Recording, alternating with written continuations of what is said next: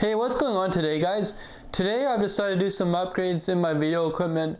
So I went out and bought the Osmo Mobile. It's a stabilizer for any mobile devices, such as the iPhone. It's a nice perk because I recently got the iPhone X phone right here, and I feel like it's going to bring a whole new level to the 4K video capture capabilities of this phone.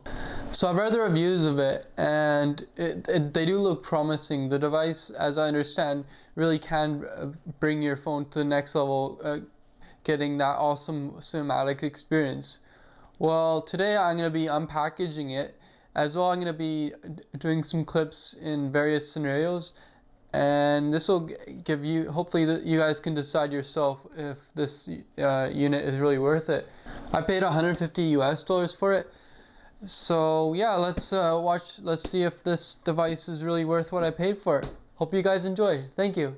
Alright, so first thing I want to address is how well they do present it in the packaging. This is quite contrary to a lot of my other electronic devices. They just come in a normal cardboard box. However, this one, it shows the images portrayed quite well on the front as well as on the back here.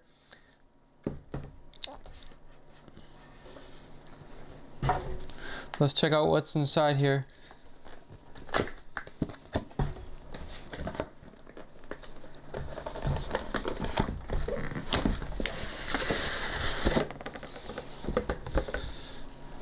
Here's a good quality black box. This will be, I'm probably going to keep this for when I go traveling with it. Anyway, first here is an instruction manual. Comes in many languages. Wow, that's a lot of paperwork there.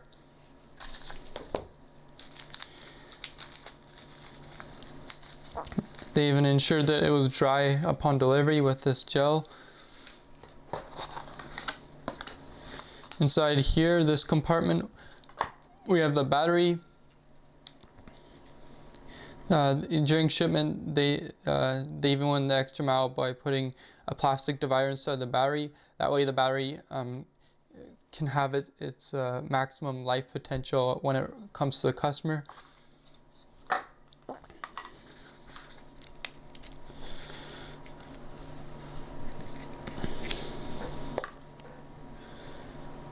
Here's a USB to aux cable. I assume that this would be for a wired way for the unit to interact with the smartphone device. Anyway, we'll see when I go do some field testing with it.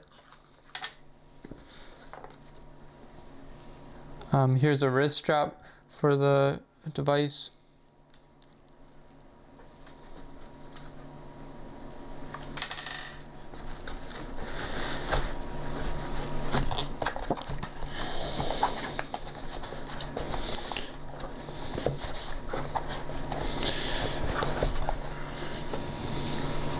Now here's the unit itself. It's actually a lot more light than I was expecting.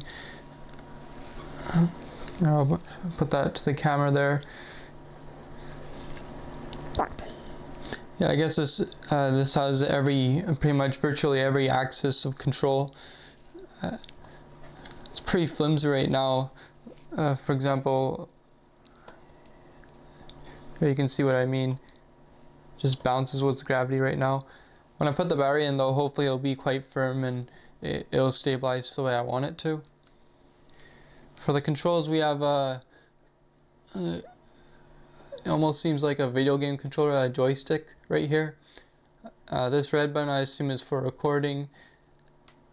I'm not sure what this one is, we'll find out. Then on this side we have a button as well.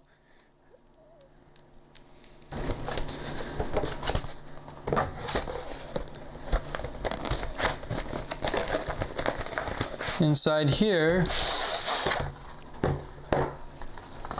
we have a carrying case.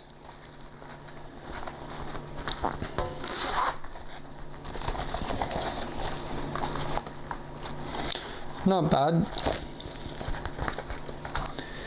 So yeah, I guess that concludes part one of the video. Overall, I'm very impressed with their presentation and their packaging. Hopefully the field testing will be just as strong as what I'm experiencing right now. Hey guys, so I just finished setting up the new device along with my iPhone X. So the first comment I want to make is it actually did take quite a while to just put on the holder right here and connect it via the software. So the only issue I can mention for that would be if you see something spectacular and you want to go film it instantly, it'd be kind of difficult to take this out of the bag and do what I just mentioned. Anyway, as for the stabilization, right away I can notice it is very smooth. I'll show you a video from this phone in a sec of the stabilizing being put to work. But anyway, the other feature I really like about it is that it does have motors built in. I didn't know that. I thought it was just meant for stabilizing. But for example, there's a joystick right here on the device, and as you can see, when I push it, for example, in this direction, it'll move like that, and vice versa. It also has down control as well as up. I love how precise it is. So previously, I don't know if you guys watched my previous videos, but I've done pans with my hand. This is far superior. Anyway, the other thing that I really like about the unit is the zoom in and out feature. Previously, when you were filming on your phone, pretty much with any device, it's standard to use your fingers, basically go like this on the screen to zoom in and out. Now with this unit, it allows you to zoom in and out without having to touch the screen itself. I'll show you on camera right here. So if there's a button at the back, almost like the R1 and R2 on a controller of a game. But anyway, if you hold that down, and then oops, so just shift the screen over here. So I'll set up so you guys can see it. If you hold that trigger down at the back, and then use a joystick, this time you can actually zoom in and out. And along with being much more accessible to control rather than using your fingers like that, it's also way more precise. Quite often when you're on the go, you can accidentally zoom in a little bit too much or not zoom in enough. You get what I mean. But with this makes all the difference. You can really be precise about how much you zoom. You can move it around simultaneously. It's really a great package. As for the other controls, this red button right here, it records video. And right now I have it at 4K 60 FPS. This button right here will take pictures.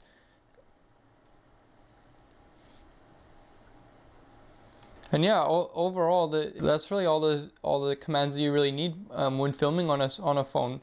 So after using this device for a few weeks now, it's performed quite well on the stabilization standpoint. However, the thing that really has been bothering me is that contrary to my other equipment that can be mounted on a tripod, this doesn't really have anything on the underneath it to mount it on anything. There's no screw holes or anything for the standard tripod mounts. It is possible to buy one compatible only for these units, but I really don't want to spend more money. I've already spent quite a bit of money on this unit. Yeah, as you can see, there's no way it can be mounted in a stable position without holding with the hand. So what I did was I ended up just finding a cup and with a bunch of pens in it, and yeah, I just put the unit in like that.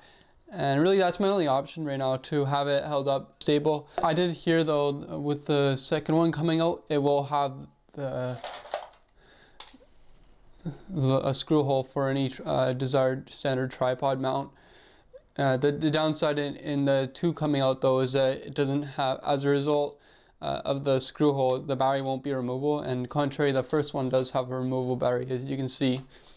So the other thing that I think could have improvements with this unit is its battery life. It's currently rated for between 4 to 5 hours, and for me sometimes I'll be out for maybe upwards of 8 hours doing a photo shoot. So, and often like I don't have time to, I'll often forget to charge this overnight. So it would be beneficial definitely to have this unit for a higher battery life. Part of the reason is because this battery here is only 980 milliamp hours. That for example, that's not much. That's a bit less than my iPhone X, and for a device that's using quite precise motors. And if this unit had a larger battery capacity, I really think it would make it more practical. Nevertheless, I do hear that the DJI Osmo 2 is coming out. The mobile version is coming out soon. So not only will it fix the ability to finally have a tripod mount, it's going to have a screw holder, as I mentioned before, but also I hear that the battery life is going to go from its current 4 to 5 hours to up to 15 hours. That's what they advertise. We'll see when it comes out. So right now I have the unit on that makeshift tripod that I was mentioning. Probably my most favorite feature of this whole package is the ability to lock onto objects.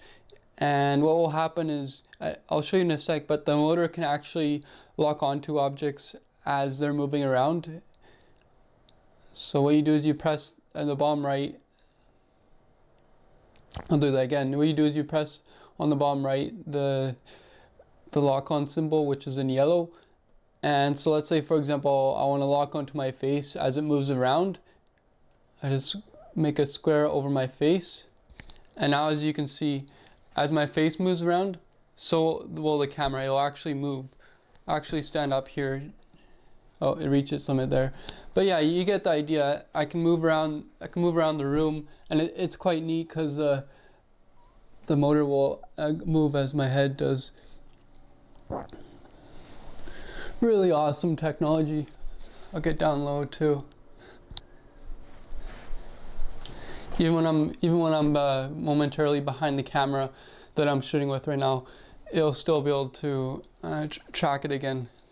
There's no glitches or anything. It's pretty straightforward. So the other thing that I really liked about this unit is its ability to do something called motion time lapse. You're obviously familiar with the time-lapse feature on the phone. Here's an old clip that I shot at the beach with the tide rising up.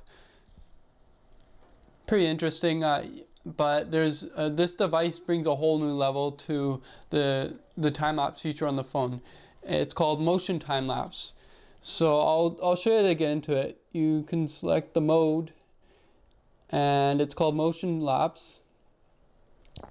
And so what you want to do is you're gonna select a first and then a second position. I'll do my first position. I don't know. I'll set it to maybe over here, and then next, and then I'll select my last ending position. I'll put it to, let's say, right there.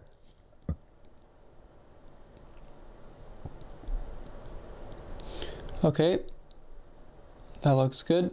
Next, and then you select the time you want for it to go through it.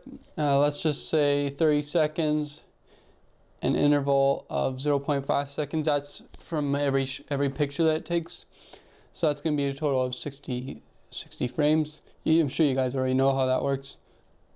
So now I press start. It's configuring. There, now it's starting. So yeah, it's doing a gradual, constant movement for the time lapse. The motors, this is where the motor position really comes in. The screen just went light there. But if you look closely, the motor is actually turning the phone to perform its time lapse. The record complete. Yeah, as you can see, that I'm really excited in the summertime to when I find some good views to do some motion time lapse just to show a panorama in one of my videos. Anyway, guys, thanks for watching my video about this unit. Hopefully you guys can get one yourself, and I don't know, show me a message, and I'll be happy to see the clips you take with it. Goodbye now.